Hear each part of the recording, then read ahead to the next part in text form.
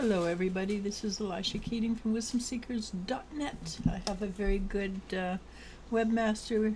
If you want to go have a look, it's going to change over the next little while. But if you want a reliable webmaster, please feel free to reach out to me and I will give you the information. This is my logo, Phoenix Rising. What else? It's rampant as well. So this is for fire signs, Aries, Leo, Sagittarius for the 5th of June, 2023. The 5th of June has a ring to it. I'm sure there's something happening on the 5th of June. The energy just feels, when I tune into it, the energy feels really strong and powerful. Will it be good energy? Yes. Will it be easy to navigate? Probably not. It depends too on your where you are on the spiral tarot, how much you've chosen to release, and how much you've chosen to keep inside. The more you've chosen to release, the easier things get, as a general rule. Not always, but as a general rule. Certain times you just, no, it doesn't matter what you do, it hurts, right? It's just certain things that go beyond the natural order of healing and clearing. So for Aries, Leo, Sagittarius for the 5th of June, the first card out is the Queen of Pentacles. As an energy, that is being self-assured, confident, knowing what you want in life, being very, very, very good at dealing with it. I also got the Queen of Wands, which is two queens in the pole, and the Queen of Wands indicates it's a cycle beginning or ending.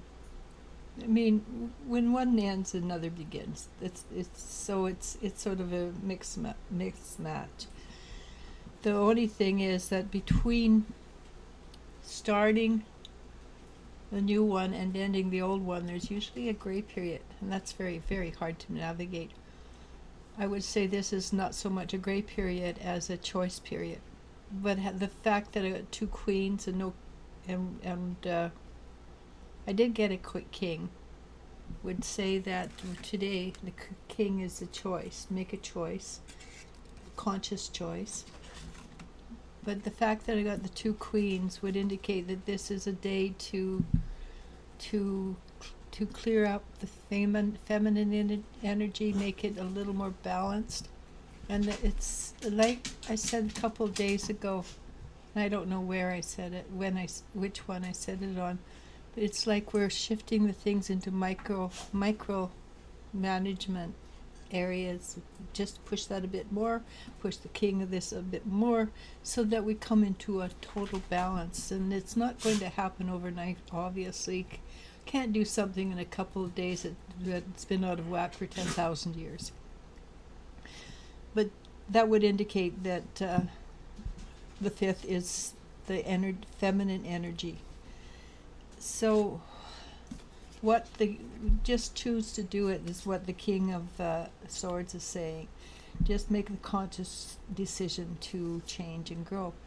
What it is all about is the Knight of Pentacles, and it is to do with not allowing the ego control.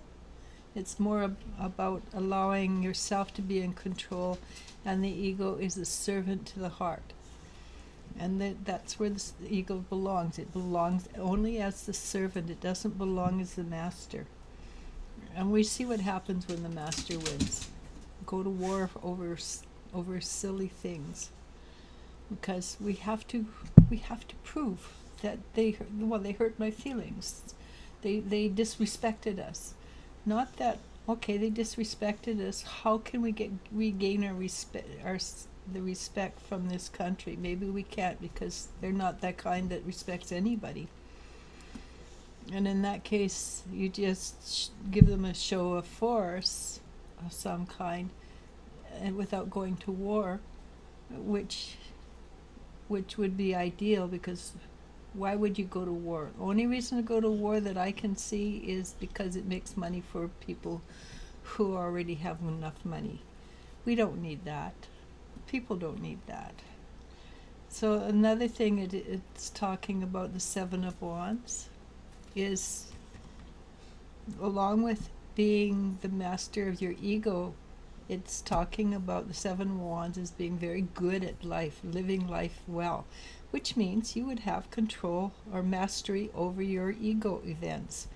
And so if you have mastery over your ego events, you can read this energy of a situation much better. When you're the one who's has the mastery. And I also actually got that card, this similar card, but for this reading it's very similar, is that you've gone through the rough period, and when you've gone through the rough period, you develop coping skills. You have tools to deal with things now. And yes, it was a lot of work. This is the Ten of Wands. It was a lot of work, and might still be a little bit of work, but the most important thing is now you're heard. People see you, and if you allow the energy to move right, you should have enough money to live a good life, not just a survival life, a good life. And we want that. We want to live the good life. We are allowed to and should be living the good life. So the last card is the Fool. And again, if you've watched me at any time, you know I think the Fool is a really good card. It's a brand new beginning, new way of doing things. Anything is possible. And at your level, if you're listening to me at your level, you know how to deal with the void. You know how to take things out and create with it. Because we're at a stage where we are creators. We're magnificent creators. We choose to create abundance, or we choose not to create abundance. We are the deciders, believe it or not. So choose to have abundance and love. Namaste. Namasko, and I love you, and you I do love.